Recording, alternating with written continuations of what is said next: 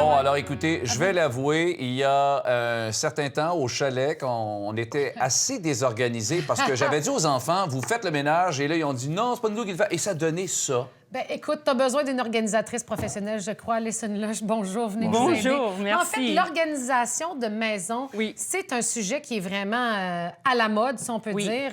Énormément. C'est très revues, populaire. il y a plein de... Absolument. Ça a explosé. Moi, j'ai fait une petite recherche l'autre jour sur l'Internet et organisation maison comme titre, 21 millions de réponses. Ah! J'étais tombée à terre. Pourquoi? Parce qu'on consomme beaucoup plus, on a plus de choses. Ça, c'est une des raisons.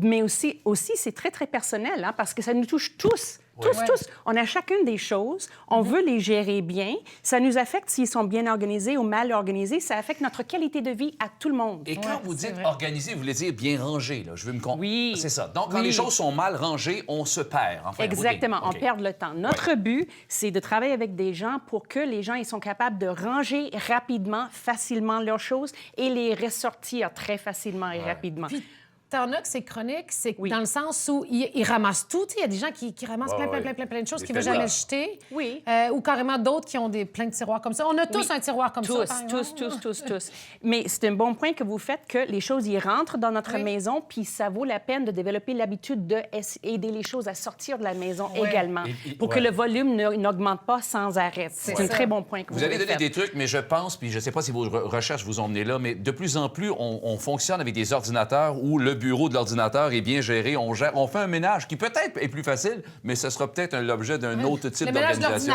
Des fois, ça peut être compliqué. Donc, dans le fond, vous en faites votre profession, organisatrice professionnelle. C'est un travail. Vous allez même être certifié d'ici l'année prochaine, probablement. Si tout va bien, oui. Parce qu'aux États-Unis, il y en a plusieurs qui font ça. Oui. Ça existe depuis 30 ans, le métier aux États-Unis, et depuis 15 ans au Canada. Wow.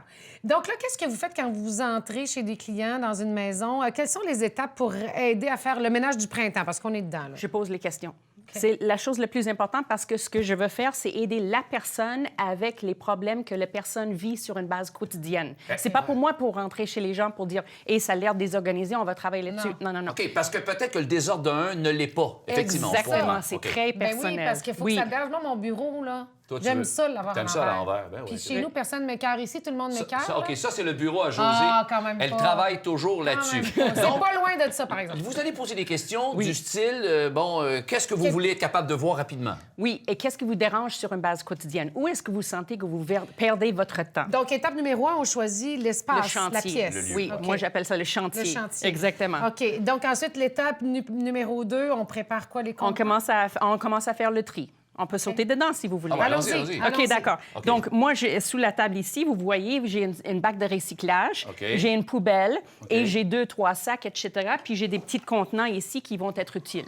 Si je travaille sur une tiroir, sur un placard, sur une pièce, un garage, c'est les mêmes principes. OK, j'adore ça. C'est les mêmes principes. Donc, parce que quand les gens, ils prennent des choses, ils ne savent pas quoi faire. Qu'est-ce que je fais avec ça? Oui, c'est ça. Donc, je le mets où? moi, ce que je dis aux gens, on rassemble les familles. Donc, par exemple, je vais trouver tous mes ciseaux. Tous les ciseaux vont aller dans un bac à ciseaux. Tous les ciseaux, comme ça, on va tous les voir, parce que là, ici, je vois rien. C'est le chaos. C'est le chaos. Mais en voyant que tous les ciseaux sont là, on risque de se dire qu'on en a trop. C'est ça. Exactement. On va donc Tu m'as vu venir. C'est banal, mais... La prochaine étape, une fois que la famille est rassemblée, moi, je fais mon choix, mes 2 préférés, et de 1 et de 2. Et les autres, tout de suite, dans la boîte ou le sac pour le don de charité. Voilà.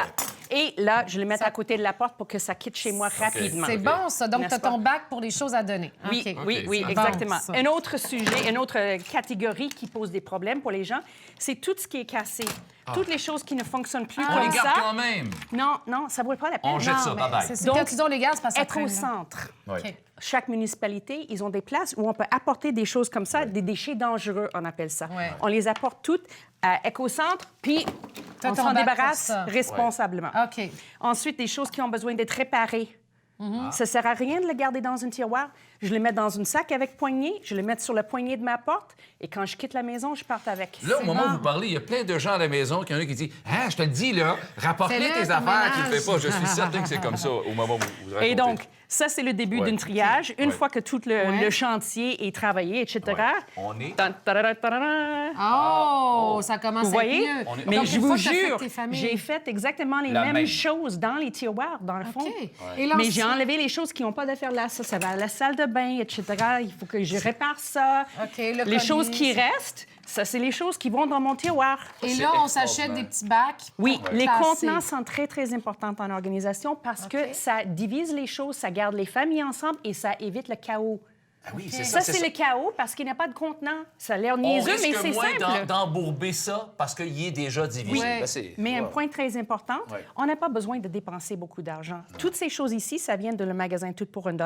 Mais même si on n'a pas ça, si on veut sauter dans l'action aujourd'hui, tout de suite après l'émission, chez nous, on peut aller dans la boîte de recyclage, couper les boîtes de céréales et commencer. Ah oui, exactement. Et un jour, une fois que l'organisation est faite, là, on peut aller dans l'esthétique si on veut en ajouter. Comme j'ai une copine qui a des petits baskets blanches chez Dollarama, là, elle en a partout dans la maison. C'est organisé comme ça. Finalement, c'est elle qui l'a. Le but, c'est est-ce qu'on peut ranger facilement et sortir rapidement nos choses. Ça, c'est le test. Moi, dans ma tête, c'est 10 secondes. Moi, je me fais le test. Est-ce que je suis capable de le ranger dans 10 secondes et le sortir dans 10 secondes? Si oui, je suis un as. C'est bon! Sinon, si ça passe pas le test, on refait. OK, notre défi aujourd'hui, c'est prendre chacun notre passe. Qu'on a tous un tiroir comme ça. Hey, de l'argent Cuisine Tire, tout le monde a ça. On le teste aujourd'hui. On va tester... un petit mot sur les biens utilisés. En terminant. Moi, mettons que je pense que j'ai payé beaucoup pour ça, puis c'était proche à mon cœur.